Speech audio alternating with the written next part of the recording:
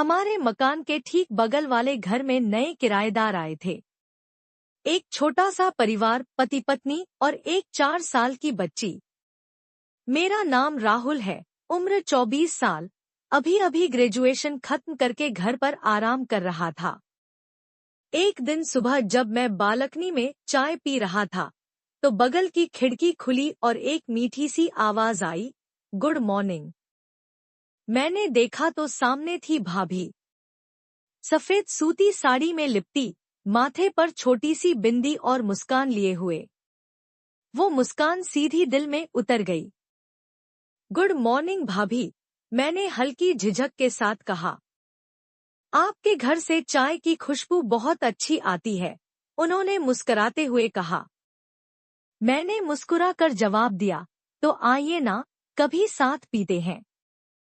उन्होंने बस एक मुस्कान दी और खिड़की धीरे से बंद कर दी। लेकिन वो मुस्कान जैसे मेरे दिमाग में ठहर गई। अगले दिन मैं सब्जी लेने जा रहा था तो भाभी भी वहीं मिली। वो नीले सूट में थी, बाल खुले हुए। उनकी बेटी परी मेरे पास आई और बोली, भैया, हमें भी टॉफी चाहिए। मैं हंस पड़ा और परी को टॉफी दिलाई। आप बहुत अच्छे हैं, भाभी बोली। वैसे मैं प्रियंका हूँ।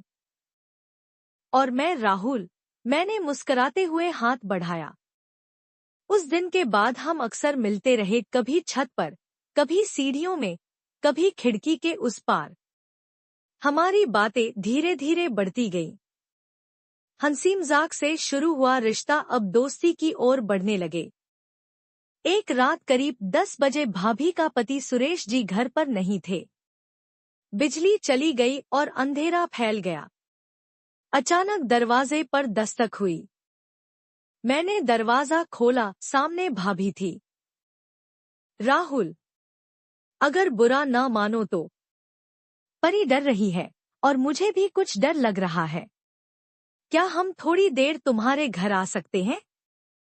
मैंने तुरंत हाँ कह दिया। परी मेरे बेड पर कूदने लगी और भाभी वहीं पास में बैठ गई। आपको डर लगता है? मैंने मुस्कुराते हुए पूछा। हाँ, जब सुरेश नहीं होते तो घर बहुत खाली लगता है। मैंने देखा उनके चेहरे पर उदासी थी। मैंने एक हल्का सा मजाक किया, तो अब से जब भी वो न हो, आप हमारे यहाँ आ जाया करें। भाभी ने धीमी मुस्कान दी। सच कहूँ तो अच्छा लगता है यहाँ। अब हर दिन हम करीब आने लगे। कभी मैं परी को स्कूल छोड़ आता, कभी भाभी मुझे खाने पर बुला लेती। वो अकेलीपन से जूझ रही थी और मैं एक दोस्त की तलाश में था। इस खालीपन में हम दोनों ने एक दूसरे को भरना शुरू कर दिया। एक दिन भाभी ने कहा, राहुल, अगर मैं तुमसे कुछ कहूं तो बुरा तो नहीं मानोगे?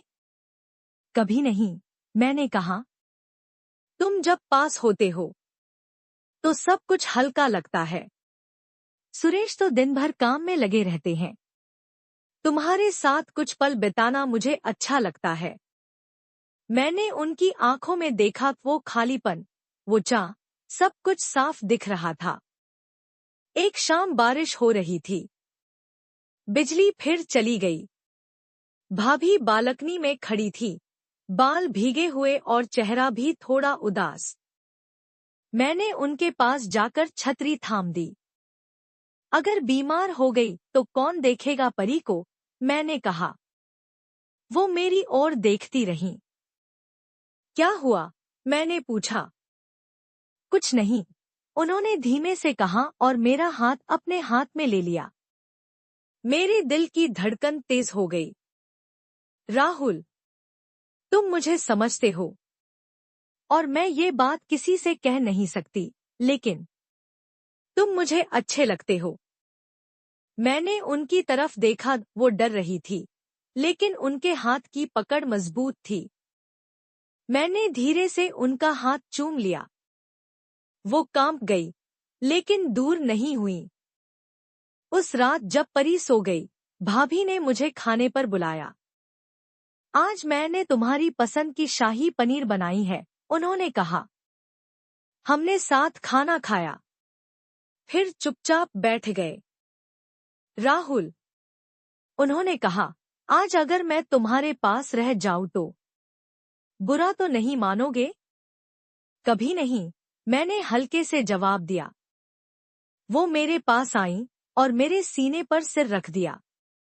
उस रात हमने एक दूसरे की खामोशी को सुना, एक दूसरे के स्पर्श में अपनापन महसूस किया। हमारे बीच शब्द नहीं थे, बस सांसें थीं, धड़कने थी, और वो पल जो हमेशा के लिए रुक गया था। अगले दिन सब कुछ सामान्य था, लेकिन एक अजीब सी दूरी आ गई थी। भाभी मुझसे नजरें चुरा रही थी। मैं भी असमंजस में था। कुछ दिन बाद उन्होंने मुझसे कहा, राहुल, जो हुआ वो पल हमारे थे, लेकिन हमें समझदारी से रहना होगा। मैं परी की मां हूं। मैंने सिर झुका लिया। मैं समझता हूं भाभी, लेकिन जो भी था सच्चा था। हाँ, बहुत सच्चा, उन्होंने धीरे से कहा। कुछ महीनों बाद सुरेश जी का ट्रांसफर हो गया और भाभी का परिवार दूसरी जगह चला गया। वो दिन आज भी याद है जब भाभी ने विदाई के समय मुझे गले लगाकर कहा, तुम्हारी दोस्ती और वो एक रात मैं कभी नहीं भूलूंगी। और मैं बस चुप था, आंखें नम थी। आज भी जब मैं अपनी बालकनी में चाय पीता हूँ, उस खिड़की की ओर देखता हूँ जहां से वो गुड मॉर्निंग आई थी। पड़ोस बदल गया, लोग बदल गए, पर वो खिड़की अब भी वैसी ही है। खुलती नहीं, मगर यादें आज भी उसी से आती हैं।